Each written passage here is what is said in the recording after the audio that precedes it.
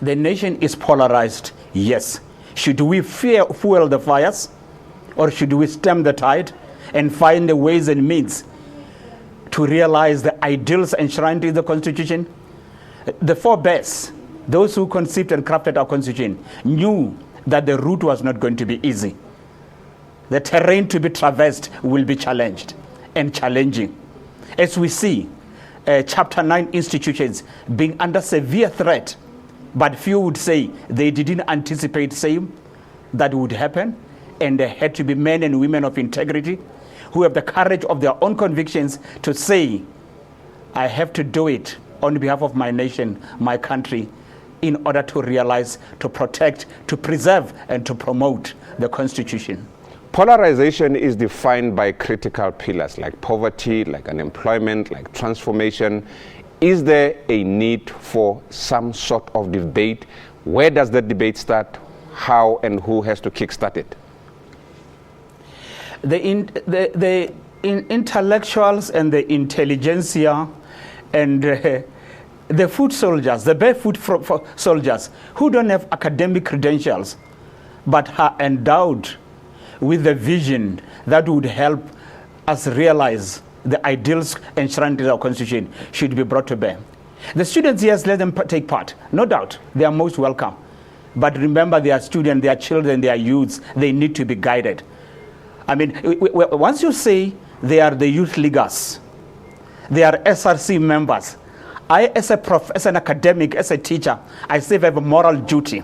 I have an obligation to guide and to lead them.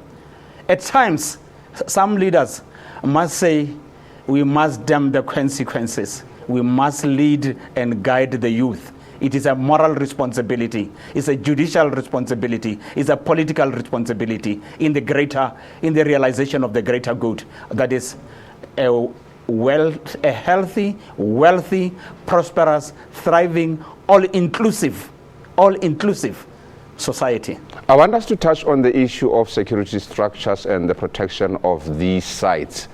Do you think that more needs to be done to ensure the safety and the protection of these sites? I think it's the debate and the education, because there will always be men and women who will find ways, right, to go behind the back of those who are charged with those responsibilities to protect them. Education, education, education. I think, look, we have almost defeated HIV and AIDS, right? And we are almost reigning in Ebola. Education, education, education. Let the youth understand that this is part of our history. Remember, apartheid was preceded by British rule, and the British also had concentration camps where white women, Afrikaner women and children were also slaughtered, if you please. So it's not like all is bad or all is good, and we who are in charge today, we are all saints. I suspect part of posterity in the future might spit on our graves while we think we are the best that South Africa has been endowed with. So we must debate these things.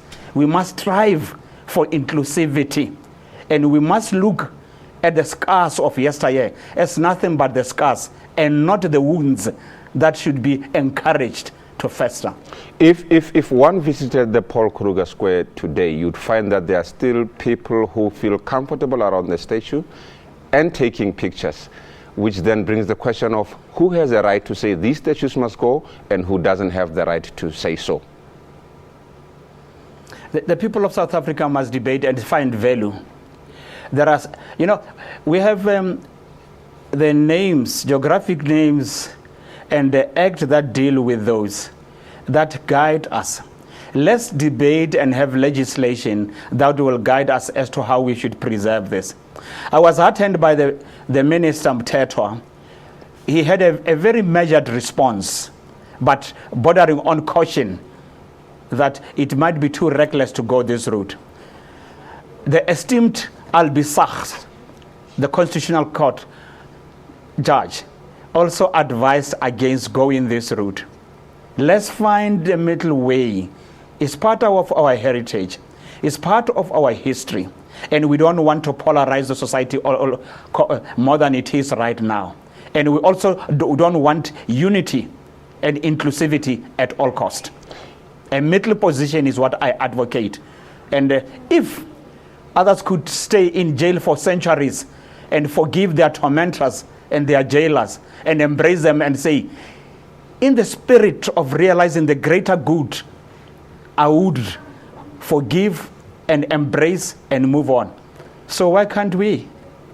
It is doable. If I had an opportunity, I would ask the statue, Paul Kruger statue myself, about the issue of opportunism that you mentioned earlier. To begin to say, we've seen political parties jump onto the bandwagon and say, either this must go, and debate is necessary, or something must happen. Why exploit this opportunism now?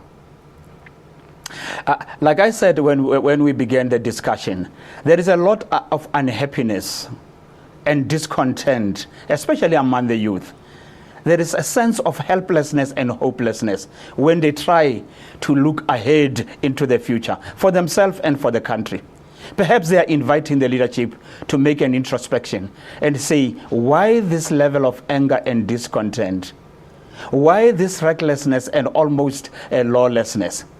Could we be somehow responsible?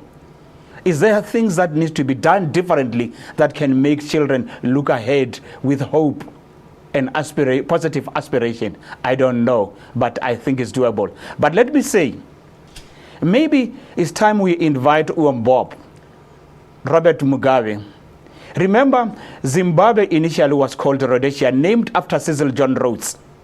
When this debate took place, the intellectuals in Zim, including Bob himself, agreed that they were going to change the name of the country, but the statues will remain, especially that of Cecil John Rhodes. And I visited it more than once when I was in Zimbabwe. Very interesting that you touched on the issue on Rhodesia. One would note that South Africa is littered with a lot of architecture from the colonial era. When we break down statues, do we break down the buildings as well? You would recall that some people said even that parliament must be destroyed. In Limpopo, some people refused to go to the homeland legislatures because they said those structures represented what? But Nelson Mandela and his like stood up and said, there are much more important matters that lie ahead than these little things that seem to be preoccupying young men and women who are still aspiring to create a space for themselves in history. He gave leadership at that time, and I'm saying we need leadership even now. That was Professor Lesiba Teffo from the University of South Africa talking to us as the country wrestles the increasing euphoria of attacks on colonial era statues and symbols.